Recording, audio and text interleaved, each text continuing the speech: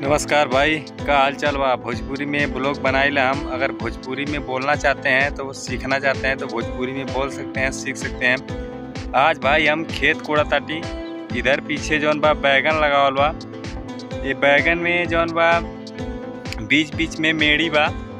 ये पे जौन बा धनिया बोआत बा, जेके कहना धनिया की बुआई हो रही है। पीछे देख सकीला आप जौन बा ये सब बैगन लगावल बा। बैगन के कोड़ाई निराई होता ताकि हम एके अच्छे से जौन बा एकर अच्छा से जौन बा विकास हो सके। एकरे वजह से कोड़ाई निराई गुड़ाई होला और काफ़ी अच्छा लगाला तब खेत भी देखले में। तो एमे जौन बा पालक मेथी धनिया बोवत जाता ताकि हम मार्केट में बेच के अच्छा पैसा कमा सकी। और हम जौन बा गाँव में ही रहिला और यह सब खेती बाड़ी के काम बा और खेती बाड़ी कई के ही हम पैसा कमाइला। और काफ़ी मेहनत का काम बा भाई। खेती किसानी सबके बस के बात नहीं रहाला।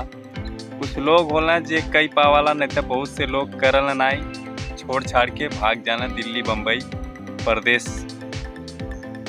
भाई ये पीछे जौन बा ये धनिया लगावल बा। धनिया इस समय अगर धनिया का रेट हम बताएं तो धनिया इस समय 40-50 रुपये किलो बिकत बा अबहिन भी।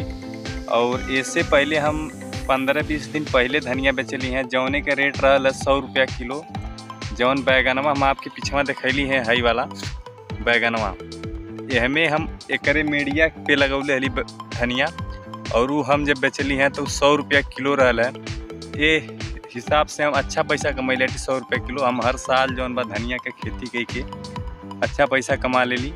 100-150 रुपये किलो हमें मिल जाला। अब गर्मी में भी धनिया हम लगाए जौने के रेट 200-250 रुपये किलो रही, उससे भी हम अच्छा पैसा कमाई।